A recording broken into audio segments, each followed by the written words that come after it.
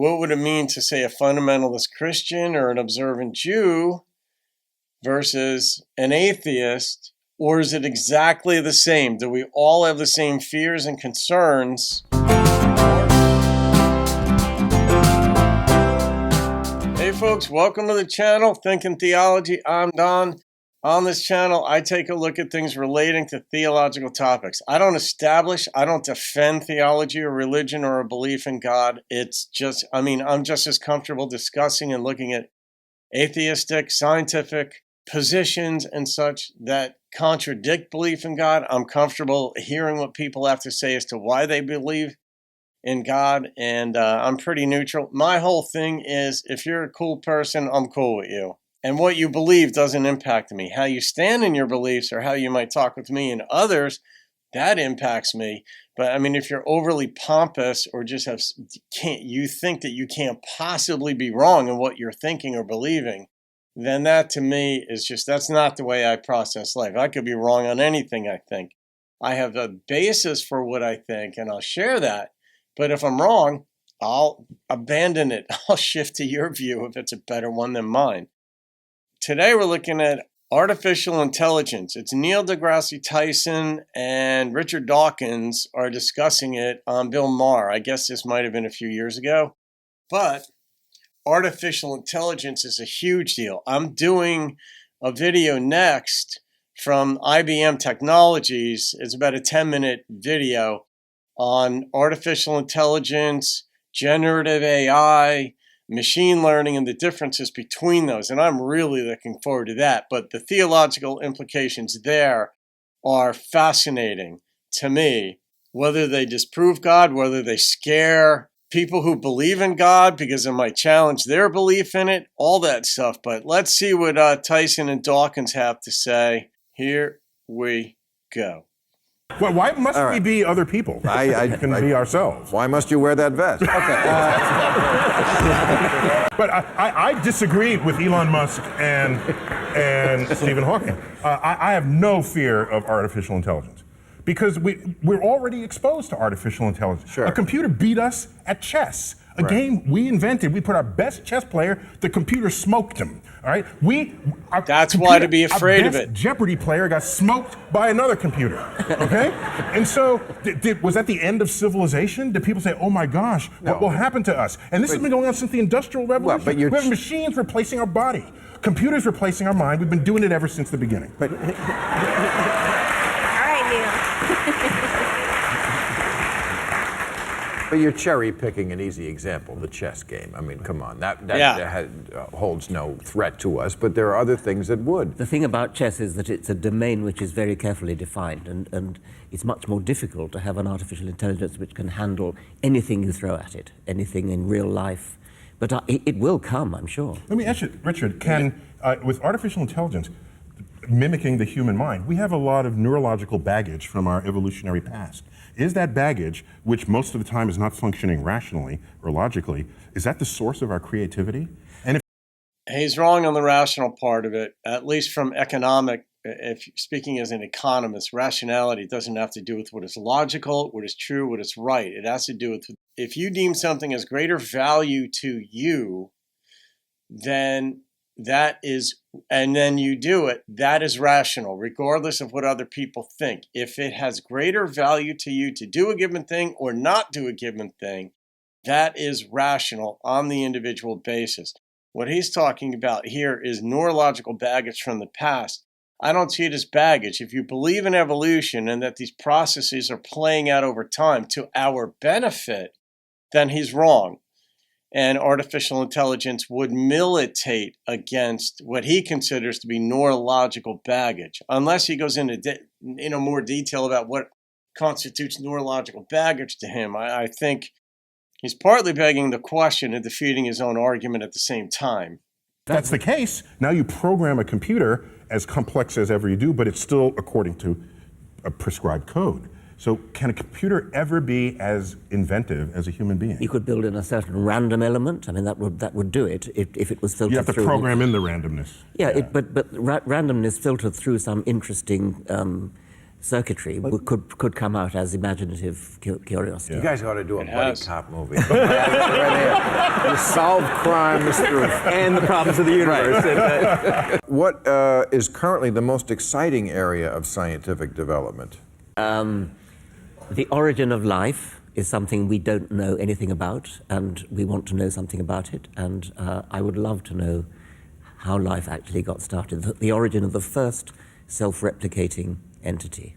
I'm not a biologist, and that's my top 3 things as well. Okay. Just how do you go from organic molecules to self-replicating life? That happened in the early Earth, and it happened relatively quickly. Very shortly after it could have possibly happened, it happened. That's the hopeful monster sort of theory. In one sense, it's like you've got one, how does it self-replicate? The complexities involved in just the proteins involved in the amino acids involved in a simple protein and then a simple cell. There's something over 250 types of proteins, as I recall from some time past, involved in a cell. Those have to all be perfectly aligned and in place, but that wouldn't allow it to self-replicate. That would allow it to sustain itself for a little while, but where does the reproductive organ come from that allows it? And maybe it's not a reproductive organ at all. You know, maybe some polymerase somehow interacted with it and bunches of them came out. And but I like that they're saying we don't know where life came from. We don't. We'd love to know how that happened. Maybe this has been brought up before, but lightning hit it? Well, you know, that was Have you guys thought of that? That meteorites contain those very same organic molecules which Miller made by his lightning strikes. Yes, exactly. Yeah, so that you get them for free, but it's still just organic chemistry. At the end of the day, you want to have self-replicating life, and that's a mystery. Also, we don't know what was around before the Big Bang. That's kind of fun. We have some ideas, maybe a multiverse, and with one of multiple bubbles of universes coming in and out of existence. We didn't just pull that out of an orifice. That's a cogent extrapolation of the marriage of quantum physics and relativity. Also, is there life elsewhere in the universe, especially in our backyard, like in the subsurface soils of Mars? I got a good question for you. What's that? My question, because Interstellar. Yeah. You saw that one? Yeah, of course. Okay. But Matthew McConaughey was really not that credible as a scientist. I mean, it was still like, we have to go through the black hole. All right.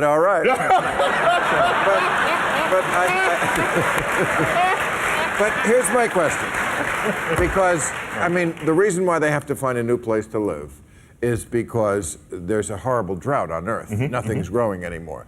And we've had a horrible drought here in California, and I look at it and, you know, we don't really know when the tipping point for global warming is going to get to that point where maybe California is the whole world. So if that happens...